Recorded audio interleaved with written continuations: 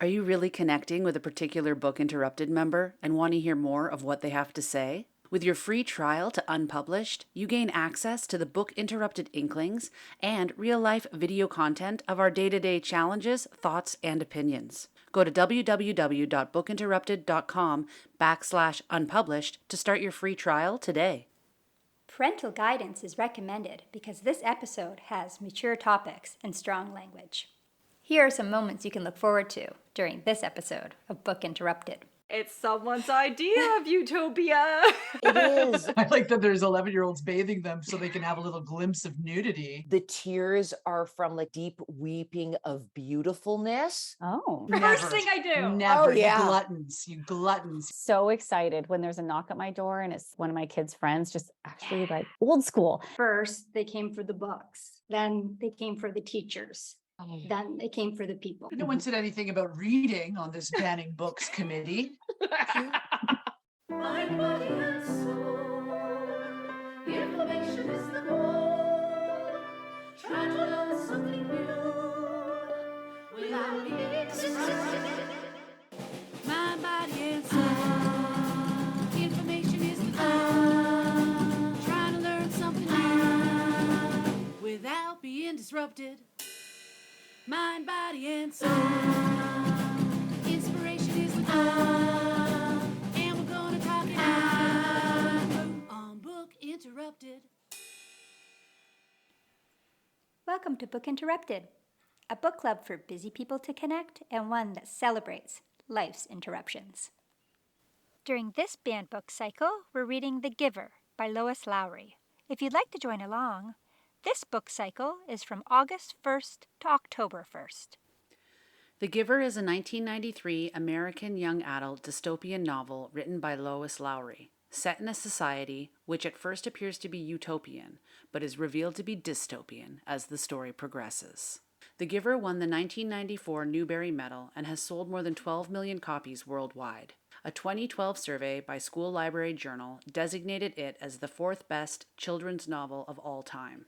It has been the subject of a large body of scholarly analysis with academics, considering themes of memory, religion, color, and eugenics. In the novel, the society has taken away pain and strife by converting to sameness, a plan that has also eradicated emotional depth from their lives. The protagonist of the story is Jonas, and when he turns 12, he is singled out to receive special training from the Giver. The Giver alone holds memories of the true pain and pleasure of life. Jonas struggles with concepts of the new emotions and things introduced to him, and whether they are inherently good, evil, or in between, and whether it is possible to have one without the other. In Australia, Canada, and the United States, The Giver is required on many core curriculum reading lists in middle school, but it is also frequently challenged. Banned for violence, sexual references, infanticide, euthanasia, and suicide, The Giver has met with enough opposition to put it on the American Library Association's most frequently challenged and banned books list for the years 1990 to 2009. All right, so it's personal journal time. Let's see what the members of Book Interrupted thought outside the group. This is my first personal journal for the book The Giver by Lois Lowry. So this is a fiction book, and it's often part of, school curriculum. It's a dystopian future where at first you think, oh, this does seem a little bit like utopia. I guess dystopian futures usually fall into two categories. Either you know it's dystopia right away, or at first you think it might be utopia. And in the end, you just realize it's somebody's idea of utopia that really just wants to control things, to be a certain way and to eliminate anything that might bring discomfort. And I think that's kind of what's happening here. Actually, I guess I know it because I've read the book. I hadn't planned on reading the whole thing before making this personal journal, but it just kind of happened that way. I guess that's the nice thing about this book, is that it's not that long. It's a quick and easy read.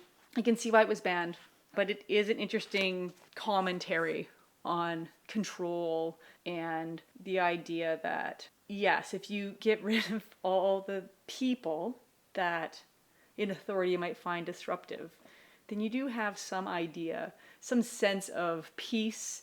But it also raises the question, if you take away suffering, is what's left really happiness? Can you feel all the great feelings that exist in life if you get rid of all the what we consider the bad feelings, any kind of anger and sadness and frustration and suffering, can you really appreciate what the good things are? And would you be willing to give elation up in order to not feel suffering? So somebody's idea of utopia might be where everything is very predictable and nothing really changes. I guess that's also the idea of dystopia to many people. Maybe that's not the point of the book, but that's why these books are very compelling to people, is that predictability is nice in life sometimes because change is uncomfortable. Surprises can be uncomfortable. But are you really living if you get rid of all of the randomness out of life? You might be technically alive, but would you be living your life? That's a question. I think, like any dystopian novel, it will spark some interesting conversations, and I look forward to hearing what the rest of the group thinks about the rest of the book. I don't want to put any spoilers in because I finished the book, so I'm going to end it right there. Hello, hello. It has been a while since I have done a personal journal entry. My gosh. I didn't realize it was going to slip out of practice so quickly and easily. My goodness gracious. So here I am back again for The Giver on season 3 of Book Interrupted. I was so proud of myself being like, oh, I'm going to get this in on a day where, like I have to do my hair and makeup and put a little effort into what I wear because I split my time between working from home and going into the office. So I saved this precious recording for office day only to realize I've forgotten all my equipment at home. I was like, oh man, this is classic era. So I'm going to try to hold this frame still as much as I can for the viewing audience. I don't have my trusted tripod. Just getting in a good arm workout instead. Anyways, jumping right into The Giver, I am embarrassed to report I haven't even started the book. Well, no, I do have the book, and I have read the front and back cover, folks. Oh, yes. But instead, what have I done with my time? I have watched the movie. So I mentioned this in the group intro. I can't recall a time that I have ever read the book first and then watched the movie. I always do it in the reverse order. And I like the movie. It was great. The main character, Jonah, he is played by, if anyone has checked out on Netflix, the show Titans. He plays the character Robin there. And so he showed up for The Giver along with the incredible Glenn Close and Katie Holmes. I liked it a lot, but didn't realize... Why did I not realize this? Every movie does this.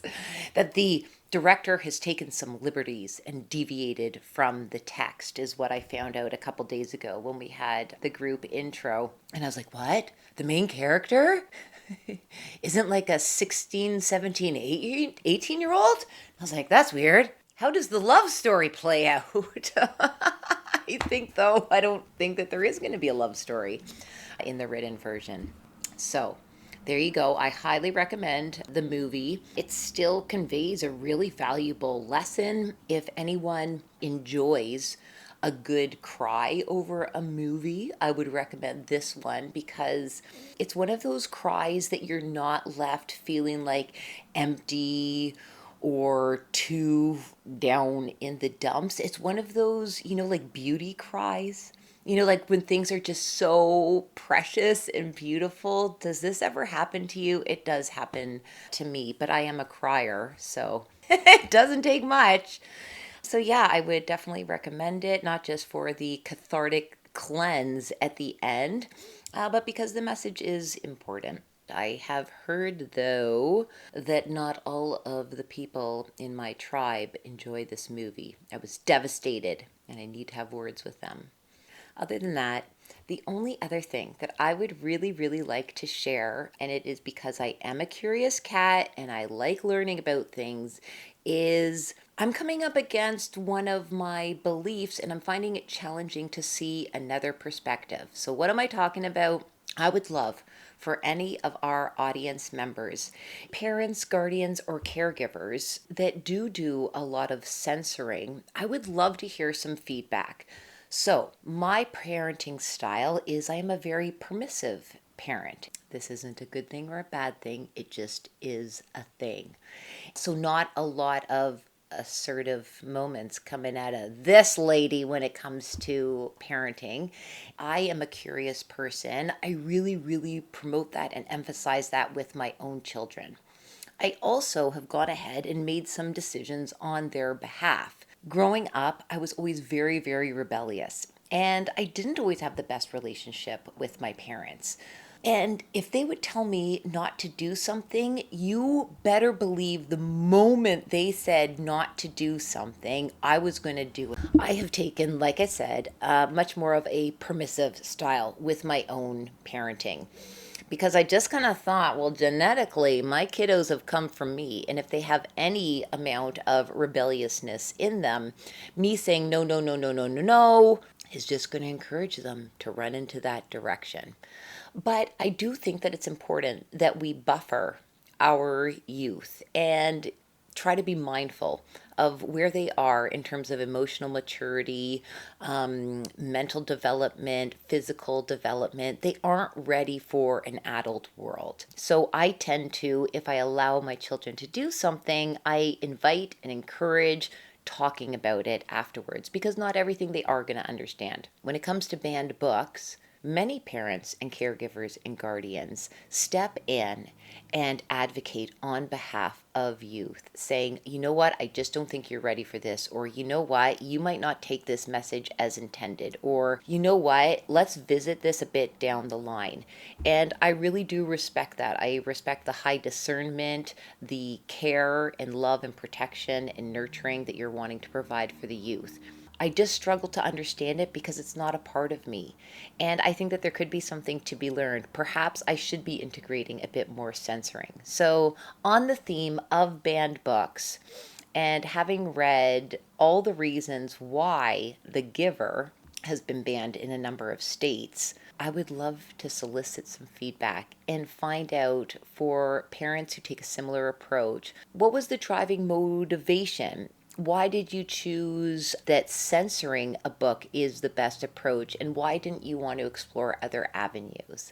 I hope that this doesn't come across as too overly offensive. I am certainly not casting any judgment. In fact, I would probably say I'm judging myself a lot more harshly for being such a permissive parent. So yeah, I would love to hear from you guys, because I don't know that necessarily the way that I'm doing it is the best way with my kiddos. So thank you so much in advance for everyone that wants to share some rationale and reasoning behind their censoring decisions. Take care.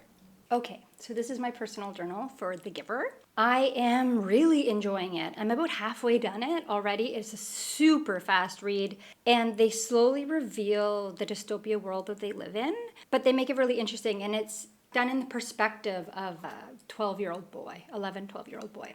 It's interesting because at first you think, oh, it seems nice. The world, they don't seem like they have any stress. And then they slowly reveal little things. The reason everyone follows the rules is because, 4 or 3-year-olds get hit if they use the wrong language. And later on they revealed that elderly people also get hit. That no one can not follow the rules. And I'm at the part where you meet the giver. So I've already met the giver. I understand what he's receiving, that kind of thing. And it has, spoiler, has revealed to me that they don't see color, which I already kind of knew, because when I was looking for images for this book cycle, I came across pictures of a play of the giver, and everything was in gray except for the little boy. So then you start thinking about a world of sameness. That's what the giver calls it, sameness. Like there's no hills, and there's no weather, and there's no sunshine, and everyone gets one boy and one girl, and everything's very standardized. So I think that's kind of interesting and terrifying at the same time. Often these dystopian novels have the Handmaid's Tale. I'm also reading Fahrenheit 451, and now this book, The Giver. They don't have books. One of the things in these dystopian worlds is no books. That a world without books implies a world without freedom. And I guess you see that also in history, that they got rid of literature, that form of art. Well, art altogether goes first, doesn't it? When you're trying to control a population and standardize them. So Anyway, this book I think is going to be really interesting. I'm looking forward to discussing it with the other members of the group and see what they have to say about it. I'm sure I'm going to be done it so quickly.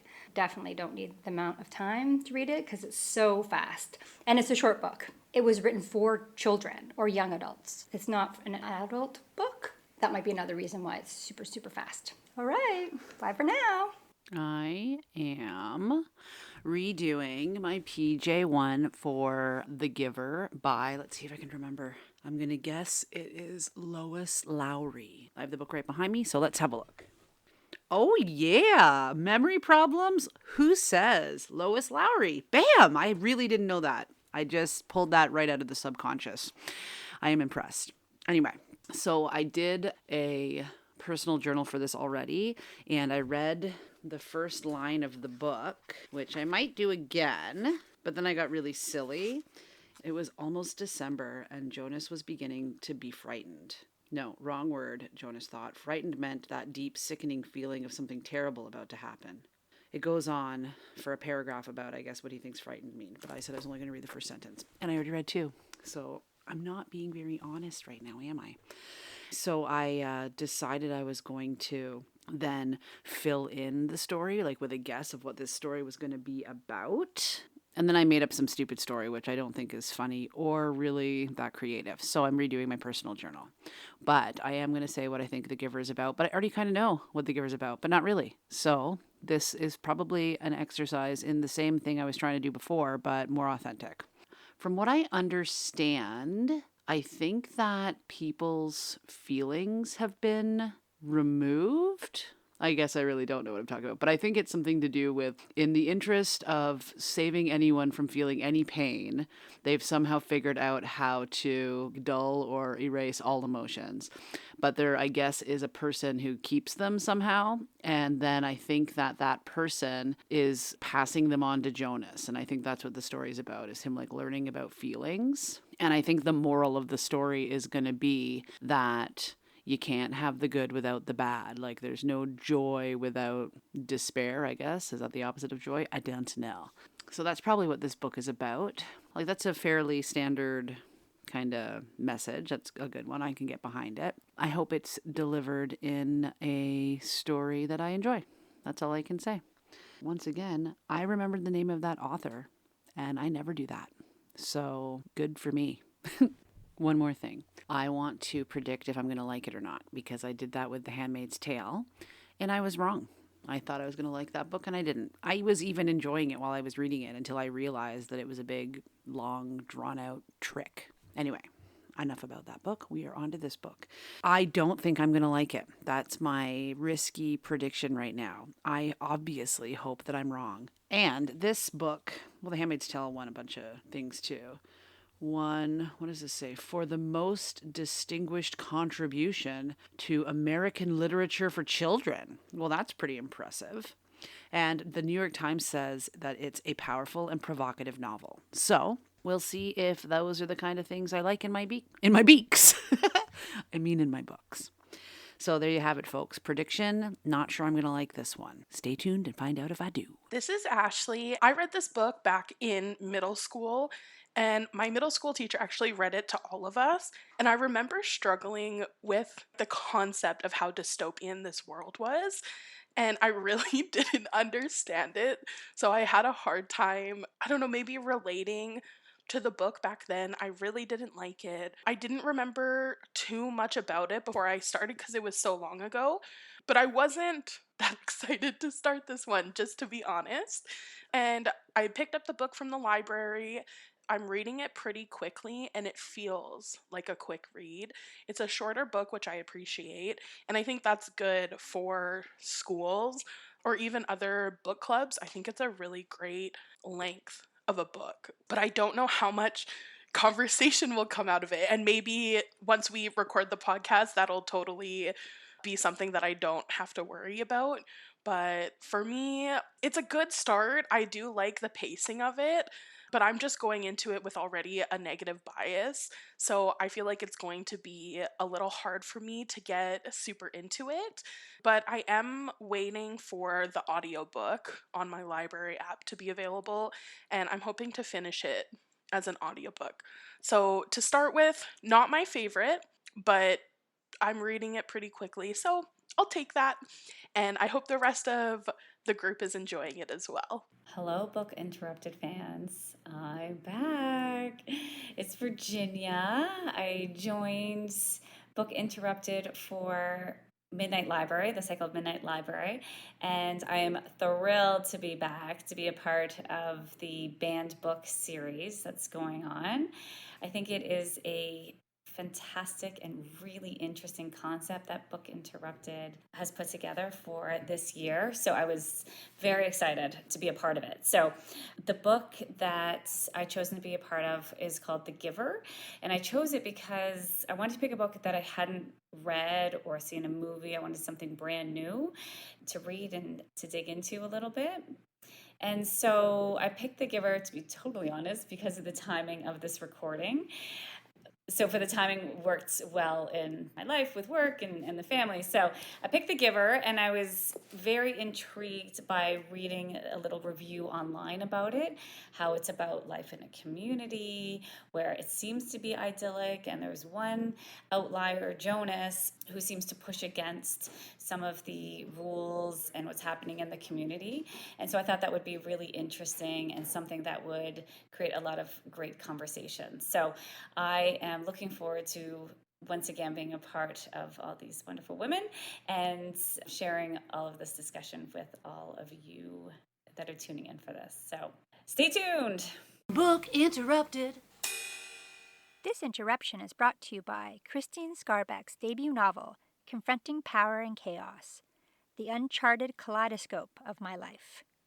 From her daughter's devastating mental illness, to a tumultuous Irish interlude, to the abstruse countries she tries to love, Christine needs her unconventional and canny predecessor's moxie to battle the challenges she must face. Shaking life until its teeth rattle, she relishes every lesson she's learned and hopes you do too. Available at bookstores near you. Find the link on www.bookinterrupted.com/shop. This interruption is brought to you by my poor time management and organizational skills. Oh man, sometimes I get so frustrated with myself. I seem to operate solely on present time or future time. Future time is really vague and open ended and undefined. I seem to be under the impression that I can accomplish most things in just 5 minutes. And this leads to so many last minute, brought on completely just by myself, totally totally avoidable. I wish it was unavoidable. Well, it is unavoidable. I just seem to bring it back in a lot. So I'm scrambling to try and to get ready for a group recording, which will be lots of fun, discussing the book The Giver. However, I cannot find, well, I just found my microphone, which is lovely, and I can't find all the other little tech bits, and I've just come to realize that I think I left half of them at the office and the other half are here at home, but I've just done a giant purge clean of the house and don't quite recall where I left all the little pieces. So this will be fun. I am scrambling to find all the pieces and have barely any time because I didn't plan this out well. But it will all come together or not. There's things I can choose to get stressed out about and things that I can just choose to laugh off. So there's my interruption, choosing to laugh through it all. Book interrupted. Let's listen in to this episode's group discussion. All right, here we are back again with Book Interrupted, looking at some more banned books, and we are diving into The Giver by Lois Lowry. I'm whispering so that the public can't hear, but Kara can. Good job, Kara. Thank you. There is no quota with me when it comes to positive praise. So thank you, my friend. That's great. All right. I didn't realize this book was gonna be such a quick read. I'm gonna get started this book so that I can get halfway through before we meet. and then I just read the whole thing. How many chapters is it? I'd Wow. like to gauge if I'm actually halfway Yeah, and yet. how many pages? Well, this copy I have here is 225 pages, Mhm. but it's, they're spaced. Oh you yeah. know, it's not There's dense. 23 chapters. 23. Yeah. Good Lord. I'm Holy only on heck. chapter 4. Well, I'm on Well, they're chapter not 5. long. We're done chapter 4. Yeah. I was reading it with Fred. Oh yeah. Aw. Yeah, so we got to Oh. coordinate our schedules. And he's a busy guy. That's nice. Is he enjoying it? No, I'm forcing him. Good. But he's Good. enjoying it once he's forced, right? Once I get him to lie down and listen, then when we get to the end of a chapter, he's like, "Can we read another chapter?" Oh, nice. Yes. That's nice. So good. And I don't know if this is true. When people are released, we're thinking they're killed, or at least maybe they I don't die. know We yet don't. either. Yeah, we don't know yet. This is the story I'm also telling myself. So I'm thinking anyway, death. Yeah, he's but I don't know intrigued then. either. Because I'm only halfway through. And Virginia, where are you? Did you finish the whole thing? No, not quite. I'm pretty close though, like 3/4. Had anyone read this before? Like I know obviously Hunger Games. No. I I haven't listened to read the it before. podcast, No. but if you had, no. I'd never heard of it either. I think it's fairly famous. Actually. Yeah, totally thought that Mhm. at least one of us would have. I think it's an Something you might read assignment in school. Yeah. No, I've never. I had never heard of it. I didn't even hear of the movie. And it's got like Katie Holmes. Who else does it have? Glenn Close. And I was like, how did I not hear of this movie? So I watched the movie. And in Yeah? classic Kara style, I watched the movie before reading the book. No, we just had this discussion on the Hunger It's Games. okay. In some It. cases, it might be better to watch the movie before the book because people are always like, the book's better. So why wouldn't you watch the movie and enjoy it? This is And what I then read do the book and enjoy it. because every person says the book is ruined once they go and watch the movie because they've already constructed this idea based on the book. And everyone, I haven't met a single person yet who is like, yes, I prefer the movie. So I just do it in reverse. I think Sarah prefers Under the Tuscan Sun movie better than the book. And Chocolat, Oh, if I'm okay. not And mistaken. Chocolat. And Chocolat. Isn't Chocolat the best movie? Not the best book, And, apparently. And Okay. Julie and Julia. That too. Really? I Yes. don't know that one. That's a Julia Child's one, right? It is, yeah. The movie's great, but the movie took a memoir from Julia Child and the Julie and Julia book and blended them together. So you had more information about Julia Child than the woman who wrote that blog that was going through her cookbook. So it wasn't as good. Well, it's like based on 2 books. It's actually based Yeah, on 2 it books, is. but you wouldn't know because it's the same name, right? Mhm. But it's actually based on 2 books, the movie. I Sorry. wouldn't say that movies ruin the book for me. I just say that movies don't. Live up to. Yeah, they don't like the book is still good. Yeah, that's a better way to put it. But then books can ruin the movie for you because you have this idea. You're like, It's that's fair. not their You could say it in character. Their reverse. character wouldn't do Chicken that. and egg. What Well, is yes. ruining what? For example, Yeah, totally. Chicken or egg. in the movie version, the main character is like a teenager. Are we then talking about I The do- Giver? Yeah, in The Now? Giver. Yeah, okay. But in the book, apparently he's like an 11-year-old boy. Or 12? He's 12. Yeah. Yeah. 12, turning 12. Ceremony of 12. Yeah. 12. Now, is it a teenage boy playing a 12-year-old? Or is it like known in the movie that this is a 16-year-old character? Well, actually, I don't recall that they ever explicitly say the age of the youth that are going through the initiation to be assigned Their roles or role, whatever? but they all clearly look between 16 and 18. Which makes more sense to me because it's technically your job, which aligns with our society, right? Finish high absolutely. school and you go Totally. and become an adult. Work or on that whatever. vocation. Yeah. But it could mean that they get all like the basic education like in elementary school and then go to like high school where they start specializing too. That could be the story. Yes, when they go to these roles in the movie, that would make sense, Meredith, because they aren't fully activated as workers. It's a whole mentor apprenticeship training ground, but in their specialized field. Yeah, they're still going to school during the day and training in the afternoon. Yeah. I just want to share that I'm afraid that I'm going to get spoiled. Not in the good I think way. you are. I don't think want you are to too. spoiler me. Don't spoil me.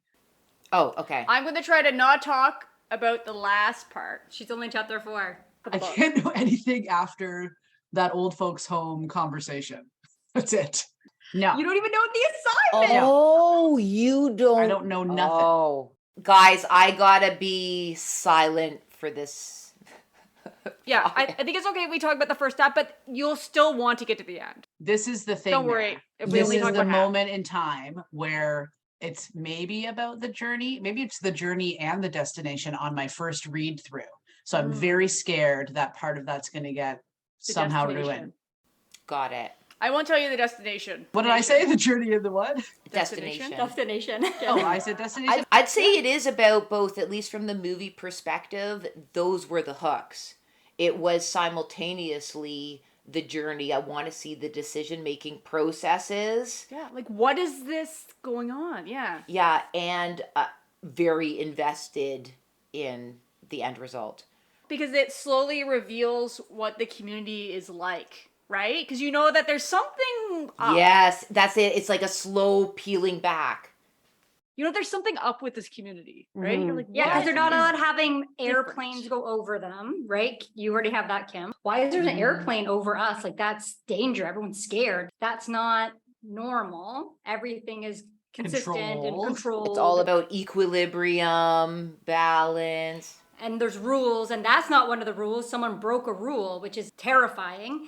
And then it's like, oh, someone just made a mistake, and now they're being released. Totally. Like, And it's weird, passive aggressive. We don't take extra food and don't eat it, Jonas. But they don't say Yeah, that, you know what I mean? that's Like, or exactly what whatever. it is. And you're just like, my spidey sense is acting up, but I can't quite pin what's going on. Yeah. yeah. I'll Yeah. be back. I have to take this dog outside. It's a whole Just thing taking off. Ooh, her, I'll like, take the moment suits. as well, Meredith, because I have to let mine in. And there will be consequences. That's funny, Kara. Now that Kim's not here. Just kidding. Oh my God.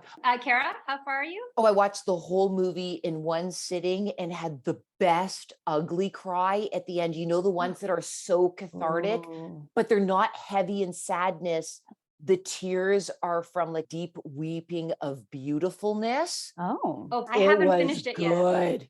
I'm really? half. You know, when you just need one of those cries that you Like a big just need release. everything out of you, but it Mm-hmm. was so nice because I wasn't left with a hangover of I'm so sad. It was like a hangover of yeah, life is pretty Okay. spectacular. Okay, Kim can hear that part. That's okay. I don't know that ending either, so that's okay. Is that from I'll this book? cry. Yeah, she said she cried at the end of the movie. So I'll get ready for that. It's funny because Leah saw the movie and she said it wasn't very good. Oh, really? I thought I remembered her saying that. I'm Yeah. gonna have to ask her why, because she's high discerning. Like she'll pick up on details that would otherwise go by and don't interrupt my investment in a storyline because I'm not noticing all the nuances. particulars that might not be in alignment with the overall theme or message. Gotcha. You know what that reminds me of, Kara? When The Matrix first came out, I was obsessed with it and I had the movie and we'd watch it all the time. It was the third time we watched it together. I had watched it obviously more, but it was the third time Kara Obviously. had watched it with me. And then at one point Obviously, she I was like, the one that watched it the most. I watched it a million times. I loved it. And the third time we watched it together, Kara looks over at me and she's like, okay, I don't get it. I don't understand what's happening. I was like, what do you mean? What don't you get? She's like, I don't get any of it. Like, I don't know what's happening. I was like, you understand the Matrix is a computer program? And she's like, what? No. And I had to like go through and describe the movie because it's all those little details. If It's you don't all the pay little super details. attention. And I That's didn't true. realize it was an actual computer program. I wanted to start to understand how did this world come to be? I needed to get down to the initial moment. And you're like, no, it's a computer program. It's not the entire world. She's like, why are they going from one world to the next? Like, how did they get to this world? And I was like, it's a computer program. She's like, oh, no, I didn't get that. No. So I was like, well, I didn't know I that just till thought right it was now. I just thought it was the universe. Same. And you can perceive really? it in Yeah. different ways. Totally. It's a computer program you're plugging your brain into. Still stupid. Oh. You know what? I kind of wondered, I feel like where I'm at with The Giver, I keep questioning if that's what's going to be happening here. Like, have you guys got to the part where things are kind of shape shifting a little bit with Jonas? Like Yeah, the apple. Yeah. Yeah. And so sometimes, but some things with the giver, I'm wondering he's if a it's glitch? almost, yeah, or like A glitch in the Matrix? yeah, yeah, like Oh, I something never like thought of that. that. So I haven't got to Well, the end so yet. So what I'm wondering too is it hasn't said anything about it until this apple moment. And then it's Yeah. like, wait a Mhm. minute, is this world black and white? So or can they not perceive color? that's what I'm saying. Like, Yeah. whatever's happening with Jonas is obviously like, look at you're special. You can see this apple being what it Yeah. really is, or whatever. He's the Keanu. Is their whole world black and white then? My book is illustrated. Is your guys' book? Really? No. Oh. Yeah, look, and I'll show you. So here's the big That's hint. cool. I didn't even know that there was an illustrated I actually have copy a picture available. informing my suspicions. I Oh, wasn't sure if it was really? just Oh, the that's artist's so- interpretation though. And then I was like, wait a minute. But I also think when we were making our marketing for this, that there was some discussion about the lack of color. So Yeah. I might have already had a spoiler alert there. Here, see, like there's a picture of them with the apple. Oh, with the apple. Then the illustrations are helping to support the reader's gradual Suspicion. understanding. Yes. Yeah. the author's view of it. And like, look, Yes, here's the yes. bikes. And go, nobody can ride your bike or whatever. And then everyone's gonna Mhm. put their bikes down or whatever. But it's black and white. You don't even White. think about Mm. that until the glitchy apple shows up, and you're like, wait a Mhm. minute. And then you go back and look at all the previous pictures. You're like, no, black and white, black and white, black and white. Yeah. Do you look at the pictures later on, or are you saving it? No, yeah, I would never. Oh, really? Never? I totally would. Oh, I would so. Oh, I would have done it immediately. Now with all the people who have finished reading it, it's like, don't show me the pictures that are coming. My favorite part of reading biographies or memoirs is that giant chunk in the middle that is all of their pictures. Mhm. I Oh, I never love look at that. that until I get there. I would look at that before I buy the book. I start with that. Totally. Me too. I look at that first. Can't help myself. The first thing. First thing I do. Never. Oh, yeah. You gluttons, you low self-discipline. Oh no, gluttons. it gets me. Discipline. It primes me to get into the book. It drives me Wow. through. I'm moving toward that section. And then it's all Like, I would downhill after never- that section. I would never read the end of the book first. My mom always does that. What? She reads the first, I don't know, 50 pages and then goes to the back, reads it, and then continues reading. She does it all the time. And I'm like, sacrilege! It's against the rules. But for a biography or a memoir, if they have that in the middle, that's the first place I go. Oh yeah. I just want to see it, and then I read it to get to those pictures. Isn't that why it's there? Wow, you have a lot of discipline. I would have already gone through, and they're like, "Oh, That's I think great. they might be in black and white." I just would think have Now gone I through. have the whole story. I don't have to read it at all. Mhm. It has Some pictures. version of a programming, right? Like I have to earn it. You know, there's a couple kids that look different. They've got like the green eyes. Mm-hmm. I wonder if they're gonna perceive things differently or the color. Right? Yeah, there's only a few, right? That Yeah. baby Yeah, Like, cause He it's had it. Jonas. and Jonas. yeah. So what if they all have that capability? And it's interesting too, like how did they get through? Why weren't they released? Yeah. You know, if everyone's brown-eyed or whatever the standard is. Mm-hmm. What do you think about all of the elderly people just living together in a different place? It's like you're elderly and now you go over there. I like that there's 11-year-olds bathing them so they can have a little glimpse of nudity. Yeah. Like that's not the nudity you want to see, friends. The movie does not include this detail. Oh no! They don't? Yeah. It's a big part. The old age home? Oh my gosh. The elderly are bathed by 11-year-olds? Oh yeah. Yeah, because the 11-year-olds but are it doing their wasn't- volunteer work. They get to do volunteer work at different things to see where you're going to be placed, maybe, or whatever, to see what you like. Yeah. You're giving back. Mm-hmm. Part of your education is to volunteer. And so one of the things is you volunteer in the House of the Old. Is that what they call it? Yeah. Yeah, the House of the Old. And Yeah. I was like, did I just make that up? No, that's not no, it. no.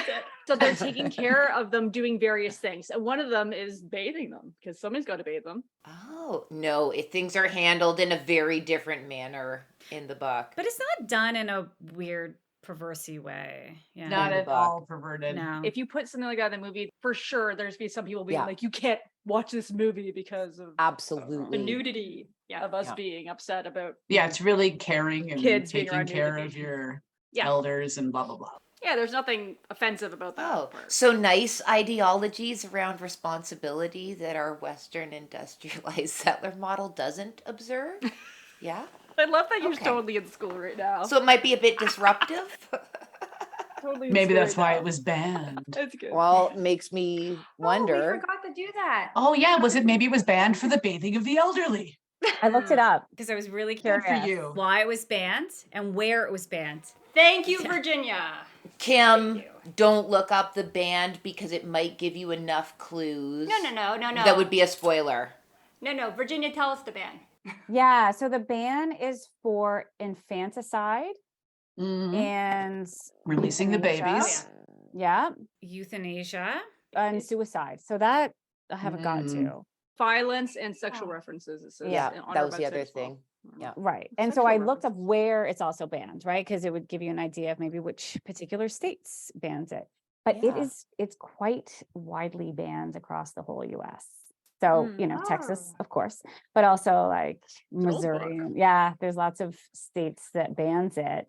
If I had to hypothesize why, I would think maybe it's just the age of the kids are reading it in school. So it said that it was not appropriate for kids under 15. I think that's a bit of a stretch because there's some interesting concepts, I think, in there for early teens about community and control and sameness. That would be an interesting conversation to have with kids for some critical thought. But that's why I was saying that it was banned, is because of the age of the kids that it was originally being given to.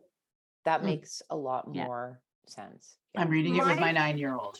I think it's important because he's going to be coming up on. I also read grade Part-Time 6, 7, and Indian 8. with my 9-year-old. Oh, I haven't read it yet. How was that? It was excellent. He Nice. loved it. He Was it really tough he for- wanted to read it. Was it tough for the 9-year-old to understand concepts and, was it appropriate for? I think it was good. The Really only good thing kid that was though, right? awkward was the kid was very open about it. He's like, I masturbate all the time. I'm a masturbating maniac. I love it or whatever. But he just had such a great sense of humor too. That was one of the best ways, I think, to introduce any topics that he's not yet aware of that he'll soon be getting to. Did you welcome it as a springboard into that conversation? Oh yeah. I don't have any nice. issues with.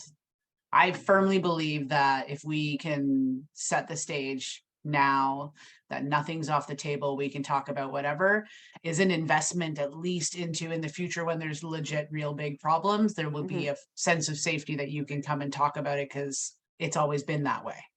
Yeah. So do you change your language based on the age then, or do you just non-filter just out with all of it? Well, the book, we didn't change the language in the book. We were reading it together. Also, there was swearing in the book. I speak in an age appropriate way. I try to make it obviously something that Fred can understand. I'm not getting into a giant political debate or something, you know what I mean, to try to tell him something, but yeah. Nice. Yeah. Kara, I wanted your opinion on something too. So, you know what I thought was interesting based on sort of your last comment too? You know how the families have a family discussion every evening and then in the morning they talk about their dreams. So from your perspective in the land of therapy, what do you think about that? I think that's a good way, not force conversation, but to really encourage kids and all family members to talk about their days, talk about their feelings. There was a whole lot about the book that obviously I didn't agree with 99.9% of it, but do you think that would be something that you would pull out to insert into today's for sure. Family dynamic? Dreams are so rich. They have so much, and there's no one right or wrong way to discuss, turn around, examine a dream. So I would probably say in general, I've overemphasized discussions in the realm of when there's no one right or wrong answer, because uncertainty is really, really challenging, even for adults. So I just see the more that we can encourage our children to enter into the unknown, which can be uncomfortable, and just get used to reflecting, building that muscle, thinking critically through things that are multidimensional, I believe will serve them well in life. And to identify their feelings, I imagine as well, would be important, right, for kids? Absolutely. Well, everyone actually. Dreams especially, it's just such an awesome place to go to because you can get so many nuggets from your kids. You can start to hear what meaning Are they starting to slap on to different things? And then that will give you an idea of the different storytelling that they're telling themselves. And also, it's just a way to explore themes. But again, I think just like what Kim does, actually, what all of you women I have come to hear you do is just using a maturity level to the best of your ability that is matching where your kids are at. And not going on, just in and out, right? I don't think anyone really wants to be forced to partake in a discussion that's ongoing. Just even rewarding that the kids can name one thing. We do this thing like the rose. What is your petal of the day and what is your thorn? Because honestly, kids will dump out 800% of complaints, especially to their mothers. And that's okay. Get it out of you. But could we also just in our discussion, what was one thing that was a thorn and what's one thing that's a petal? And then you just move on. I like the way you frame that. We do high-low buffalo. Our friends introduced us to that. Oh, tell So me. what was your high? What was your low? And the buffalo is just anything else. It could be good, it could be bad, it could be whatever, just something else that happened. And then that way everybody gets an opportunity to share their day at the table. And Yeah. sometimes it leads to other conversations. But That's awesome. I'm going to steal that. I think masturbation could be high and low. Yes. You know how the book slowly reveals itself. So in that moment, I was like, oh, that's kind of nice. The kids feel it's important for them to share with their parents because that's one of the rules. And I was like, oh, that's kind of nice. So first when I was reading, I'm like, oh, maybe this is a little bit utopia, right? Like, oh, it kind of is good. Kids are sharing their feelings, sharing their dreams. Their parents are also sharing. It's part of the rules. But then, as we all know, as the book progresses, you realize, oh, no, that's just... they're trying to figure out if there's something wrong with you. Right. Yeah. I'm only halfway through, but I don't know if it gets really worse later on in the book or not. But I guess the point is every place, there's always good and bad. Nothing is like how we always talk. It's never only good and only bad. There's this middle ground. So maybe that is a great thing that they do, but how they enforce it and how they got to the kids feeling that they were obligated and had to probably wasn't, right? So, because that's like the first couple of chapters, I was like, maybe this is an advanced society and they're riding bikes instead of taking cars. Right? But then as you read on, you're like, oh, uh-oh, I'm getting that weird bad feeling. It's someone's idea of utopia. It is. And it'll be interesting to now read the book after seeing the movie because the director was able to do it in the movie as well. On the surface, this looks really great. These are really nice ideas, but there's something off that as a viewer, you're going, but I don't feel good about this situation, you know? And it's kind of a great story to examine intention versus impact, to look at how people can have the intentions, but look at the impact, you know? It's just interesting. The theory of it might be a good one on paper, but the actual execution in an actual community, yeah. Like communism. Right, like communism, kind of, right? Like communism, exactly. Yeah. Yes. Yeah. The author in the book said she was just writing another children's book. Right. Oh. In the prelude, right? Yeah. And she just was writing it just like her other ones and wasn't thinking much of it. And she said then when it went out, she all of a sudden started getting massive amounts of mail. Like she's like, I got fan mail before, but these are like people writing long letters about how this book made them feel. And then I started getting hate mail being like, you're a horrible person. And I think she wrote something like Jesus doesn't love you or something. Yeah. I'm just looking it up right now. I remember that. Yeah. Yeah. A whole bunch of hate mail at the same time. And she's like, it's interesting being a writer. I was just writing another kid's novel and I had no idea the impact it would have and how much it's banned. And she's like, I would get these notices from my publisher being like, you're being banned in all these places. The FBI also contacted her and told her not to go to a whole state because her life is in danger. And she was like, okay. Yeah, I've got to hear Sarah. Yeah, okay. Yeah. So she was saying her, sort of prelude introduction. She's saying that the book is now 20 years later. The email she would get was, this book has changed my life. To Jesus would be ashamed of you too.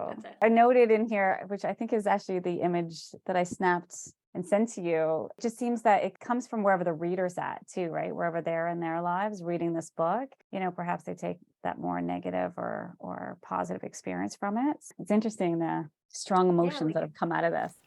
from someone just exploring a topic. Yeah, I think it's interesting. it's fiction. Yeah, it's fiction. Chill out, it's fiction. Yeah. One thing we've noticed in this season that a lot of banned books, they're banned because they're written for that age group that's either children or young adult. And those are the ones that are banned the most, probably because schools are reading them and people don't want their kids reading whatever. Yeah. Yeah, that would make sense. It'd be interesting to look at, of all the banned books, is that generally why books become banned? I wonder if there are many just for adult books that make it on the banned list. Does the banning Probably. truly start to just really ramp up and come in because of the intended age of the readers? I think probably yes, but I also think it's a little bit ironic. Part of it is when your kids are young, you have a huge amount of control over what they read. Mm-hmm. Then as they get older and they go to school and the school starts deciding what they're going to read, the parents, they lose their control, especially when it's books about control. Don't teach those kids to stand up against control. Right? You Like, I dare. don't know. Parents want to impart their own views onto their kids too, right? And make sure that that stays there. So Yeah, that's- I'd be Yeah, interested to see how the period in time influences when or how or what books are banned, right? Very Like good right now, point, it's a yeah. bunch of crazy fucking people in Florida who aren't even reading them. Like, never get them off the shelf. Let's ban everything. You know, in the 20s, was their books banned, or were people just like, whatever? And like, when did it start? What was the first book that was banned? That would be interesting information, I think. Do any of these books get banned in Canada too? Canada, it's very rare to any books to be banned in Canada. I looked it up, it's very, very rare that we ban anything here. Yeah, because it's like, for me, what's the word I'm looking for? Like a novelty. Oh, this book's banned, but here I purchased it from the local store. It wasn't like I didn't have to get it from the black market or anything. I could read all of the banned books. Right. So like, are they even really banned? Banned from where? No. You know, like a whole show about Right. them. I was watching something on, I think it was Facebook Watch or something. So it was just a clip. There was a man who came in front of a committee that was banning books in the US, and he was talking about his grandmother who had survived the Holocaust. And he said she just really wouldn't talk about the Holocaust at all.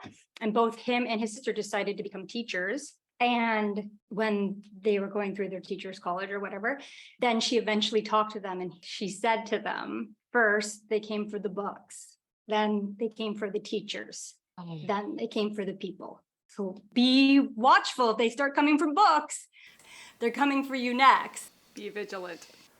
Isn't that crazy? Because how many bannings are happening right now in the US? But there's something I quoted from Jodi Picoult, because she's been banned a lot, her books. The quote was, "There's absolutely nothing wrong with a parent deciding a certain book is not right for her child.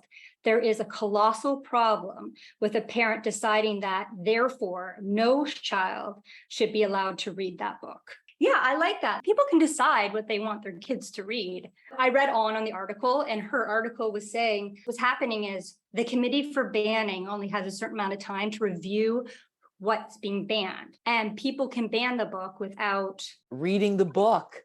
reading the book. They can just make a list. And someone in, I think it was Florida, but I don't want to say for certain because I read the article a long time ago. Everything it was? embarrassing is in Florida.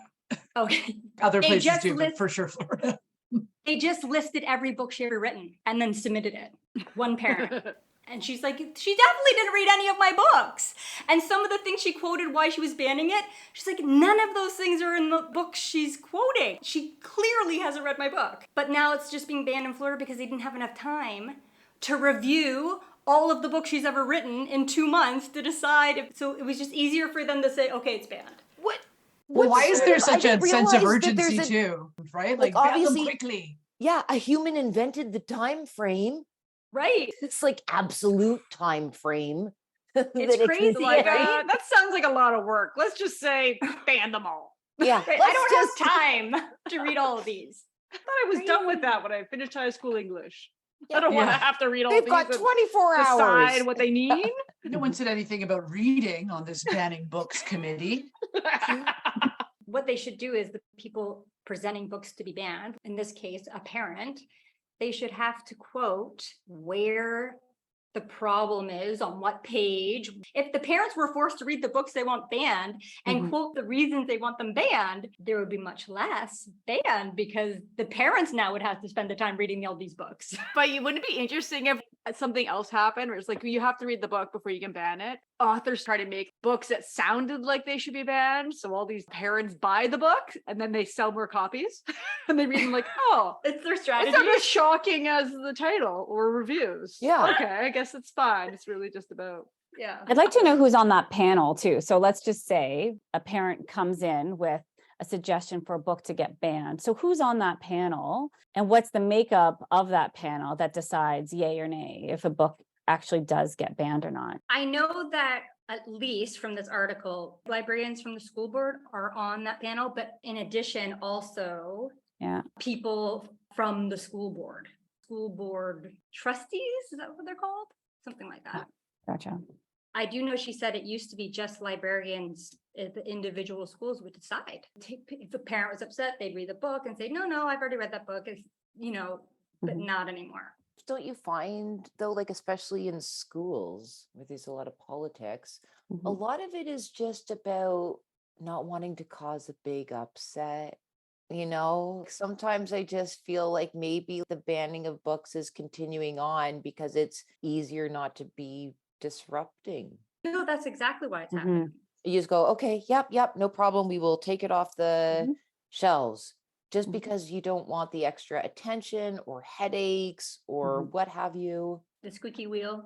Yeah. The I squeaky feel like wheel. that happens here too in our school systems as well. There are some very strict rules at recess that make zero sense. But it's probably from one parent, Yes. something random happened and then they do a full-on ban of whatever that activity no is. more digging holes, no more splashing on puddles, or whatever. No more snow, playing in snow, right? That's kind of what The Giver is about. Yeah. Is that they just wanted to increase the likelihood of safety and protection for Yeah, people. you're right. So the elders Yeah, and can sameness, come up right? with this way. Yeah, and sameness. The sameness. How can we decrease the likelihood of having ripples or big waves in the water? Yeah. I feel like a lot gets thrown back to, it's all about safety and protection. I feel like that's a bit of a cop out sometimes. It's really, it's a bit of a CYA because I don't want to get sued or I don't Yes. want, but it's always for your protection. Okay, well. Yeah. It's for their so much of it is protection. based Yeah. on liability. It's for their protection. That's Right. brilliant, Kim. Liability. That's exactly what it is, for their protection.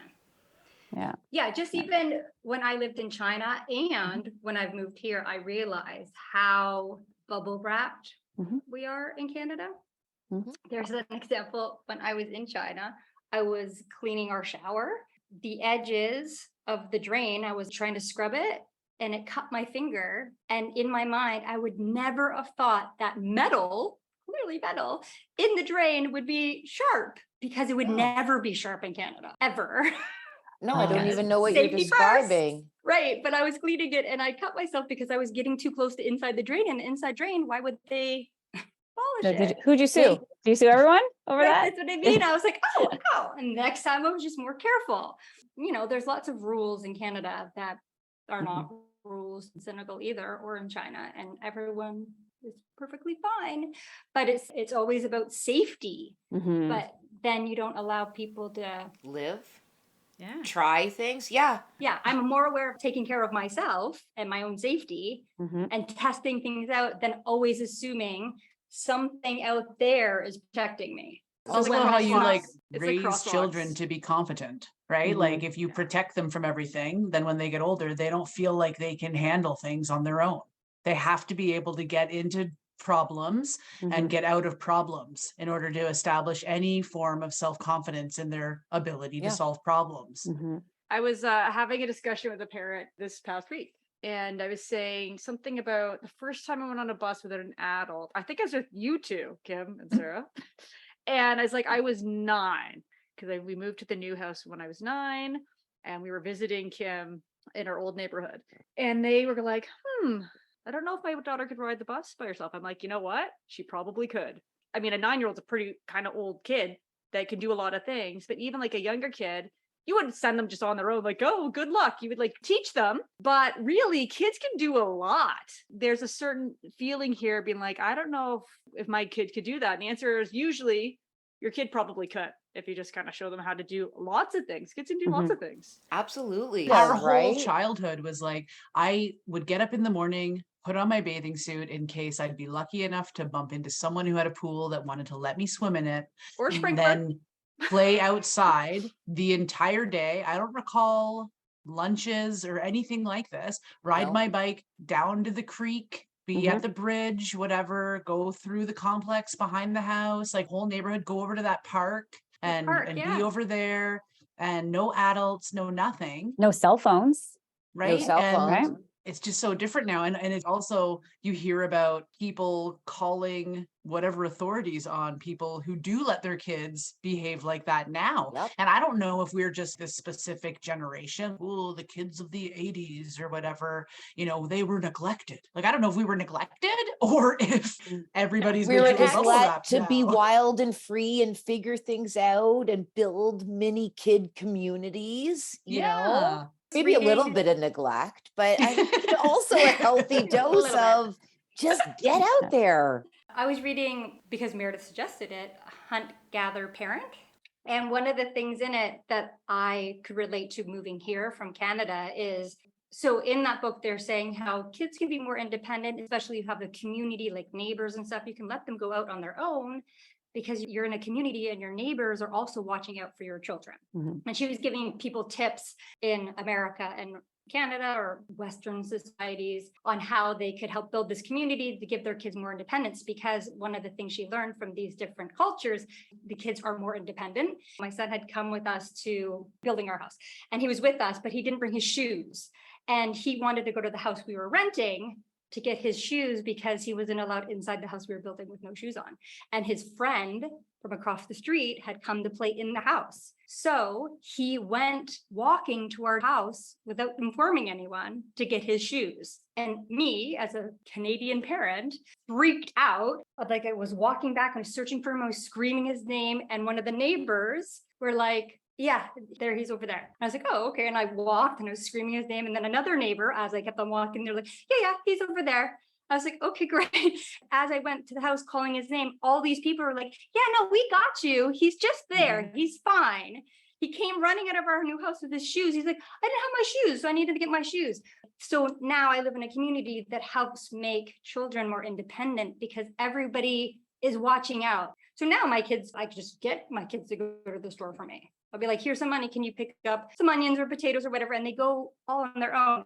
But I would feel nervous when I lived in Toronto, ever sending my 6-year-old out to go get something for me at the store. And maybe parents would call authorities. Somehow I'm a bad for parent sure. because I sent my kid out to the store just down the street because it's all about, we have to protect them. Right. You want to be able to let your kids go to the neighborhood park, but is somebody going to call some authority on me? You know, they're like, why can't I just Where's go? the- And I was like, So do you think we're lacking that village here then in Canada or, you know, Western Yes. societies? I know, Do I you was think- just thinking about our street, right? Like from my house to the end of our street, we knew everyone who lived in every house and the other way towards the bridge and across the road. Yep. And like, we maybe didn't know everyone in the complex, but like we knew enough people in our square block. Neighborhood. I was comfortable enough to Yeah. knock on their door and ask to use the bathroom. So I didn't Or have to run go all away the way from them if they were home. trying to help you if you fell out of a tree. That's right. Ah! Mhm. Because we knew who they were. Right? Like, so- I know who you are, and I'm scared of you for Yeah. no particular reason. I think about my street right now, like there aren't even any kids on it. So even if Fred wanted to go out and call on someone, like there's nobody Yeah. to call Or on. they're all in the fucking senior backyard. citizens or There's like somewhere you don't even know, does that house have kids or not? Looks like it might have kids. Yeah. The kids don't necessarily play out front. And Mhm. some Yeah. places, you know, some neighborhoods they do, some they don't. So I'm always like, let's bike around and see who's in our try to find some kids. Check it out. I get strangely so excited when there's a knock at my door and it's one of my kids' friends, just actually like old school, knocking on the door, just seeing if they can come out to play. I'm like, oh my God, yes, they can come play. It's so exciting Right to me. now. Oh my God, some like tiny sense of normalcy for a child's Yeah. life. And is this nice? isn't Yeah. it? Yeah. We had some neighborhood kids over yesterday. Yesterday was Alex's first communion. And like she hates it, right? Having to be dressed up and sociable. And so I'm like, don't worry, we're almost done. Let's go home. It'll be a nice, quiet afternoon. No, it wasn't. All the kids in our neighborhood know that ours is the house with the pool and it's a sunny day. So they're I'd all be there. coming by, to see if the kids can play. Really, they just want to check to see if like the pool Are is we allowed to ready. go Perfect. swimming? But it is 100%. That would Yeah. have been Kim at your house. I already Under have my bathing Yeah. suit on. Under her I'm ready to go. communion dress. But I will take it any day, as much as it is Yeah. mayhem and craziness. And you're like, wow, how about you eat all of my food, children? I'll take it because it feels so normal and like the way things should be. Yeah. You're just back door and front door unlocked, and kids in the neighborhood know that you're a safe space to come. And you just go, and they go in and out in their backyard, front yard, down the street, at the park. Yeah. Yeah. That's Love it. nice. Yeah, I love it. Guess I'm moving to your neighborhood. All right, let's do it. She's gonna show up with her bathing suit on. Yeah. You totally Yeah, should. right. though. This is You totally Yeah. should. Because Yeah. that's the thing, kids can figure things out. Sometimes they don't get a lot of credit, but They figured out that we're the house with the pool, so they and the snacks. and the Yeah. snacks. The pool, Right? and They the are good snacks. Uh, I definitely did this as a kid more than once where I'd have a bathing suit on. I'd show up at a friend's house at the pool and I'd be like, hi, how's it going? They're like, hi. I'm like, I have my bathing suit on. That's not even subtle. No point in being subtle if it's your friend. You'd be like, listen, guess what I'm wearing? Let's go. Right? This They pool, know. I'm jumping in. Yeah. You can't, as a kid, don't you just want that swimming in the pool so So bad. badly? Yeah, totally. Or the especially in a trampoline. summer in Ontario. Like, Yeah. could it be any humider? True. Yeah. The kids on your street are like, I'm hot. I know where to go. I'm Yeah. hungry. I Yeah. know where to I go. also Nowhere to go. know where to go. Yeah. That's two problems they can solve like that. Done. I have a question too about the book. Sure. Oh, Whoa. ooh, how Or no. she's been banned. They know what she was going to say. She's out. They're Stop after talking her. about the book. Virginia just The got elders canceled. are listening. They're after her. Oh my gosh. Well, hopefully Virginia comes back. She's and been tells us what her released. question is. She's been released. She's been released. No. Oh, no. Oh my goodness. Wait, well, let's wait for the announcement. We don't ask questions between 9 and 12. Needless to say, she's been released. Needless to say. Her Everybody's like, language "Phew." wasn't specific enough.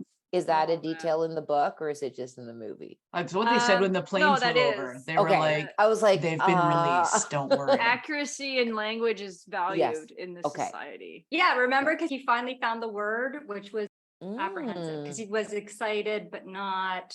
Yeah, didn't know what to expect.